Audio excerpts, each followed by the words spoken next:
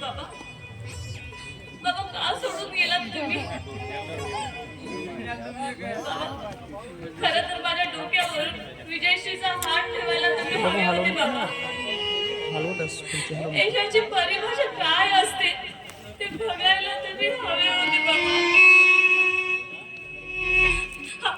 आपल्या आत्मसन्मानाची लढाई होती ना, ती आज मी जिंकले. आणि माझी गेलेली नोकरी सुद्धा मला मिळाली बाबा. माझा हुद्दा मला मिळाला. त्यासाठी माझं कौतुक करायला तुम्ही हवे होते बाबा. हवे होते. आज मला तुमची खूप आठवण येते बाबा. खूप आठवण येते.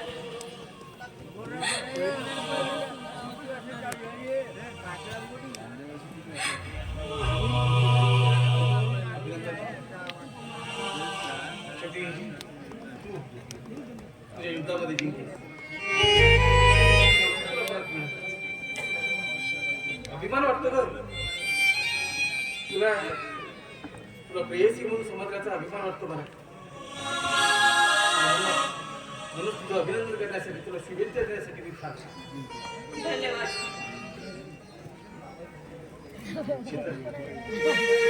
आभार, धन्यवाद, थँक्यू हे परक्या माणसासाठी असतात. आणि तुझ्यासाठी मी बरका नाहीच आहे. आयुष्यभर फक्त आणि फक्त तुझ्याशी प्रेमाचं स्वप्न पाहिलं. म्हणून सरते शेवटी परत एकदा लग्नाची मागणी करण्यासाठी थांबले. लग्न कुणाचं? आपलं लग्न. कसं शक्य आहे प्रशांत? काय की नाही? अरे माझ्या भावाने एका मुलीला पडून नेलं. भ्रष्टाचाराच्या आरोपाखाली माझी नोकरी गेली आणि त्यामुळे तुझ्या आई बाबांनी मला नकार दिला ना. मग आज या प्रस्तावाला काय महत्व आहे? त्याबद्दल माफी मागतो. त्या गोष्टीचा मलाही दुःख वाटतं. पण त्या जीवनाच्या राजगाडीमध्ये प्रत्येकाला या मार्गात जावं लागतं. आई वडिलांच्या सानिध्यामध्ये मी लहानाचा मोठा झालो, त्यांच्या संस्कारामध्ये वाढलो, त्यांनी घडवलं. म्हणून या समाजामध्ये समर्थपणे चालण्याचं बळ माझ्या पंखामध्ये दिलं त्यांनी. मग त्यांनी जर एक शब्द माझ्याकडून टाकला असेल तर मी ती मानायचं नाही. ज्या वेळेस मला तुझी गरज होती त्यावेळेस तू मला सोडून निघून गेलास. चुकलं माझं. पण मी कुठल्या तरी बंधनामध्ये होतो, कुठल्या तरी शब्दामध्ये अडकलो होतो. अरे चुकलं माझं. मी माफी मागतोय तुझी, कारण मी आजही तुझ्यावरती तेवढंच प्रेम करतो. किती सहज उच्चारला ना हा शब्द तू. प्रेमाची वाक्य तरी कळते का रे तुला? तुला कधीही स्पर्श न करता, तुला कधीही न भेटता मी तुझ्यावर मनापासून प्रेम केलं. तू नाही तुझ्यावर अर्पण केलंय. तुझं प्रेम मला नको आहे. माझ्या आयुष्यातून दूर होऊन जा.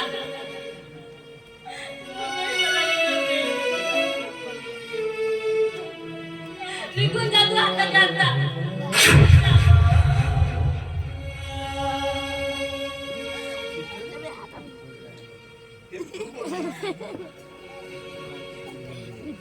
एका शब्दाखातर आयुष्यभर वाट पाहायची आहान घेतलेले आपण. प्रेमाचा उगमच आपण एकमेकांना पाहणार तर म्हणून प्रेम काय असतं ना, एक कळलं एकमेकांना भेटल्यानंतर त्या प्रेमाला या जगामध्ये सत्यात उतरवण्यासाठी अखंड तपश्चर्या करायची असं ठरवलं होतं. त्या जगात काही लोक प्रेम करतात, दिवसागणिक त्यांचं प्रेम बदलतं. पण आयुष्यात एकदाच आपल्या या हृदयामध्ये प्रेमाचा अंग फुलला आणि तो वाढायला हवा, त्याला जपायला हवं असं आपण ठरवलं दोघांनी मिळून. आज तुम्हाला आयुष्यातून दूर करतेस, विसरायला सांगतेस मला. शीतल कसा विसरेल सांग. अगं प्रेम या शब्दाचा अर्थ तू सांगितला असला. चुकलं माझं, क्षणासाठी चुकलं. पण तुझी साथ सोडली नव्हती, दुसरा मार्ग पत्करला होता. त्या हृदयात शेवटचा श्वास जेव्हा निघत असेल ना शीतल, त्या श्वासावरती फक्त तुझं नाव असेल. तर तू जर माझ्या आयुष्यात असशील ना, तर मग हे असं जीवन नको आहे मला. कसं जगू शकतो ना तुझ्याशिवाय? जगण्याला काय अर्थ आहे? कुठल्या आशेनं मी जगण्याचं स्वप्न पाहायचं. हे गीत वेदनेचं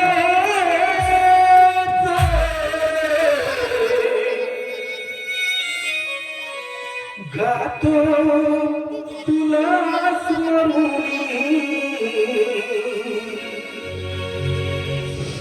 विसरू कसा तुला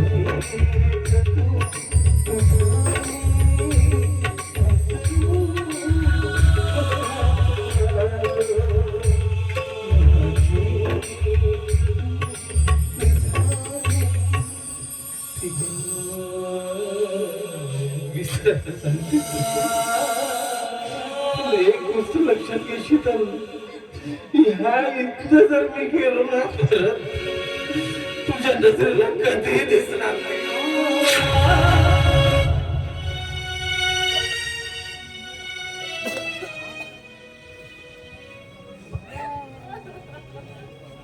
काय करतेस सिद्ध तुझे? काय करतेस तू? अगं एकदा केलेली चूक तू पुन्हा करत आहेस. शीतल, अगं काही काही गोष्टी ज्या आपल्या नशिबामध्ये घडतात ना, हा आपल्या नशिबाचा भोग असतो आणि तो भोगावाच लागतो. आज तुझ्या आत्मसन्मानाने बोलत आहेस आणि इथे उभी आहेस ना? नाही, आज मी गप्प बसणार नाही. बोलू द्या मला. शीतल, अगं या माणसाने तुझ्यासाठी काय केलं हे तुला माहिती नाही. अगं जीवनसाथी मिळायला नशीब लागते ग, नशीब लागते आणि तू तुझ्या नशिबाला लाथ मारतेस तिथे. या माणसाने तुझ्यासाठी काय काय खस्ता नाही खाल्ल्यात. आजच्या स्वाभिमानाने तू बोलतेस ना, त्या स्वाभिमानाचा जिम्मेदार फक्त ना फक्त प्रशांत साहेब आहे. ज्या आत्मसन्मानाची गोष्ट करतेस ना, तो तुझा आत्मसन्मान तुला मिळवून देणारा माणूस फक्त प्रशांत साहेब आहे. तुझी नोकरी तुला वापस मिळावी म्हणून त्यांनी काय काय नाही केलं. तुला लागलेला दाग त्यांनी आपल्या जीवावर खेळून मिटवला. शीतल, तुला एक गोष्ट सांगतो बाळा, नेहमी लक्षात ठेव, संसार हा शब्द खूप लहान आहे पण संसार करणं खूप कठीण आहे. अगं आता आयुष्य जगशील ना तरी संसार नाही करू शकत माणूस. आणि संसार करताना असा जोडीदार लाभणं खूप मोठं नशीब आहे. संसाराचा गाडा ओढत असताना जर दोन्ही चाक मजबूत असतील ना बाळा, खरंच तो संसाराचा गाडा न डगमगता पुढे जातो. शीतल,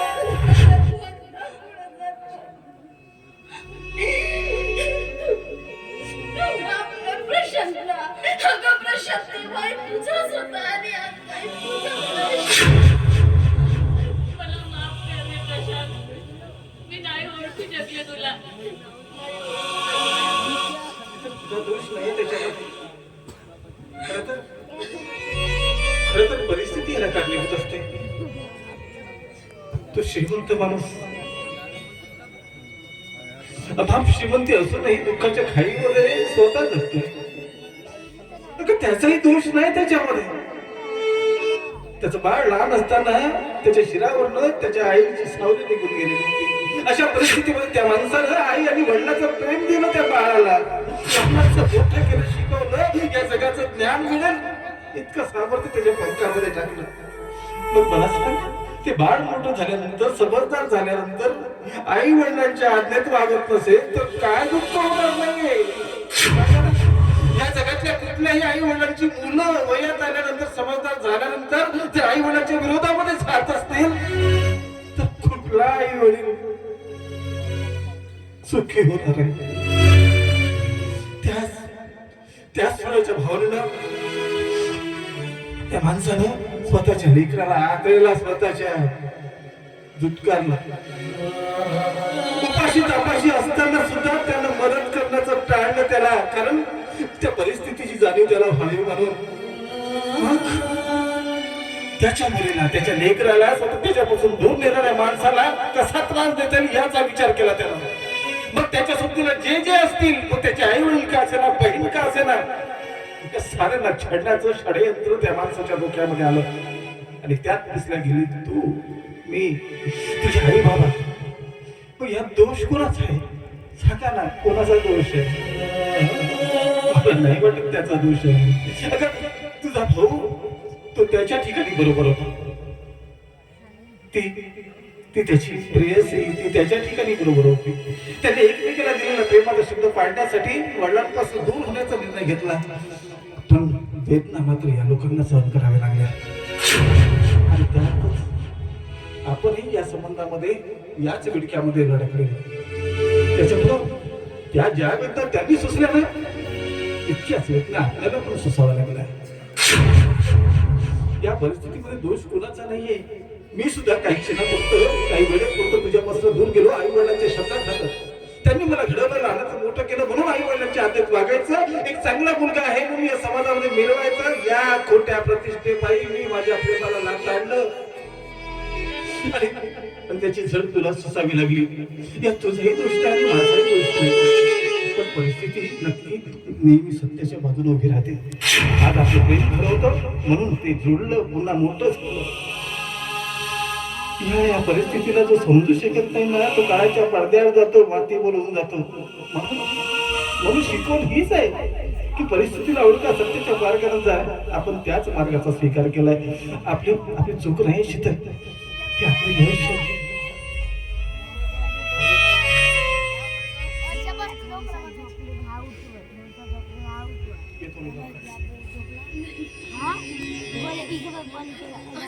असं एकटं कुठं निघालं? माझ्या लेकीला इथं सोडून निघाला तुम्ही? प्रशांत बाबू, शेवटच्या क्षणी माझी एक इच्छा आहे. मी जर हिचा हात तुमच्या हातामध्ये दिला ना,